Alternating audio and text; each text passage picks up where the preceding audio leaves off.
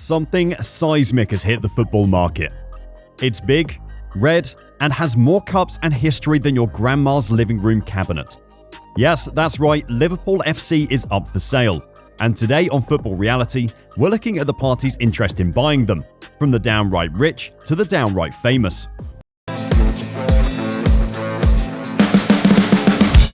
In early November, Fenway Sports Group decided to put one of their prized assets, Liverpool Football Club, up for sale.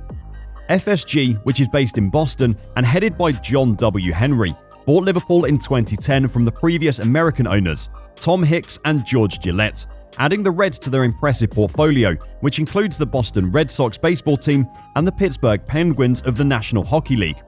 In their 12 years at the helm, Liverpool have returned to the very top of club football, winning a 6th European Cup and reaching the final 2 more times.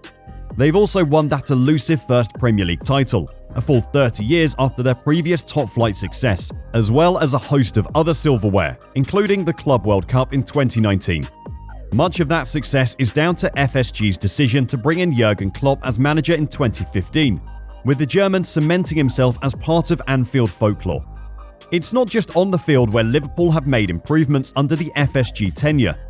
When the group first purchased Liverpool, they did so for £300 million, while now the club is valued at £3.6 billion, more than a 1,000% increase. Anfield has also been redeveloped during the FSG era. Plans to move Liverpool to a new stadium in Stanley Park had been mooted for years, but FSG put an end to this in 2010. Instead, they redeveloped the main stand between 2014 and 2016, taking the capacity to over 53,000, and are now in process of redeveloping the Anfield Road stand.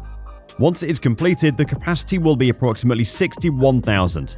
These redevelopments have allowed Liverpool to play in a large modern stadium without having to sacrifice their history and spiritual home.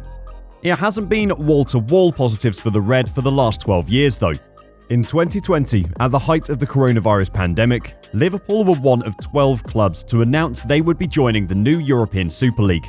While the Super League collapsed in a matter of hours, many were more critical of Liverpool than of some of the other clubs, as it so strongly went against the core working-class values that the club has been a symbol of for decades. After the backlash from fans and ex-pros, John W. Henry pulled Liverpool out of the European Super League and made a public apology for the disruption he had caused. Other fans have criticised their transfer policy, claiming Liverpool's business is not enough to keep up with the elite of European football, relying more on up-and-comers than fighting for the signatures of the biggest names in the game. A positive dozen years with a few bumps along the road, but why are they selling now? The simple answer seems to be that FSG feel their time on Merseyside has run its course.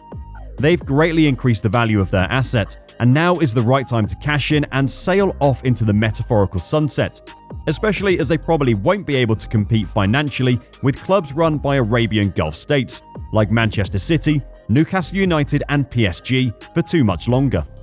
This is especially significant as Liverpool have expressed in the past how they've played by financial fair play rules, whereas others, such as Man City, supposedly use lawyers and loopholes to get around the rules. Also, with the Super League failing, FSG probably think their chances of making further major profits are limited. They appear to be intent on selling the whole club, rather than a percentage of its shares, maybe as a way to fund new projects in other sports in the US or around the world. News from London could also have swayed their decision. Sanctions on Russian billionaire Roman Abramovich meant he was forced to sell Chelsea after 19 years of ownership. After worries about a lack of suitable buyers at short notice, the takeover went through rather smoothly in the end, with American Todd Boehly purchasing the Stamford Bridge club for £4.25 billion. People were still out there willing to spend billions on a football club despite the current difficult economic period. Could this have been exactly what convinced FSG that 2022 was a good time to sell? So, who exactly are they going to sell to? There are a few people supposedly in the race to buy Liverpool, but Britain's richest man is not one of them.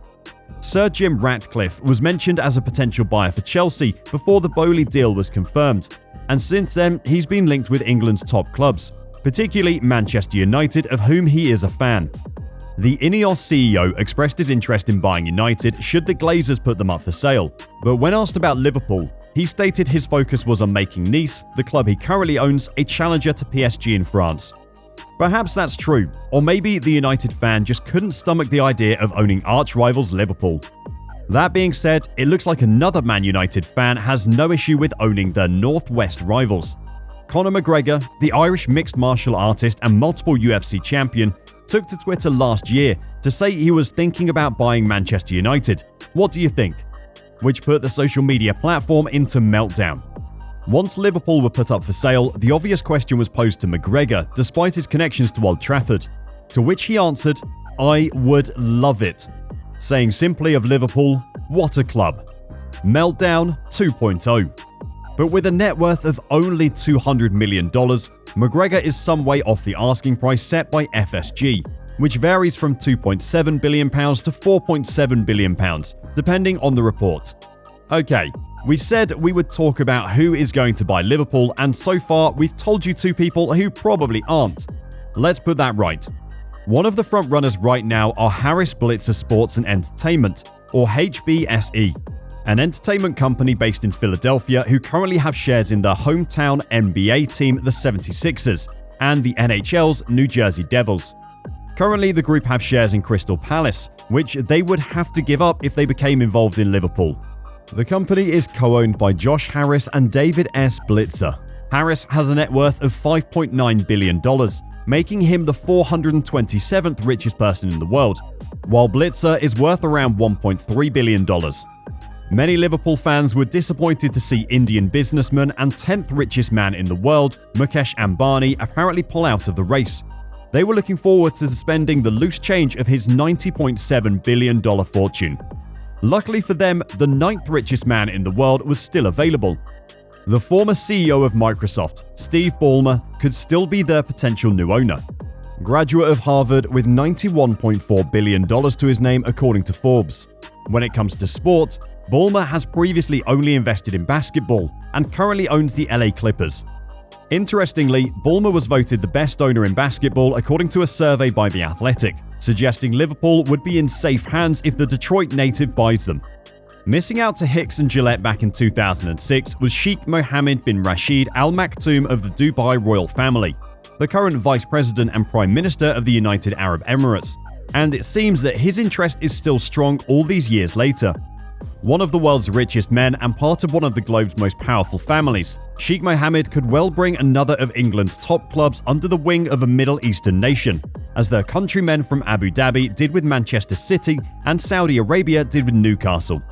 It probably wouldn't be a popular move with the wider footballing family, especially with Mohammed himself being accused of multiple crimes, including kidnapping of his own daughters. His major contribution to sport has been founding the Godolphin horse racing stable in Newmarket in the 1990s, which has gone on to win countless major races across the world.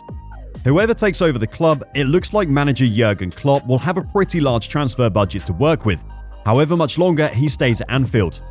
But what has Klopp himself said about the situation?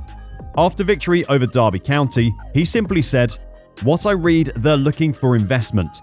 Good idea, I like that. For me, it means nothing. Whatever happens, if it does change, I'm committed to the club." So there you go. These are some of the names linked with buying Liverpool. What do you think of the situation? Are FSG right to sell now? Who do you think should buy the club?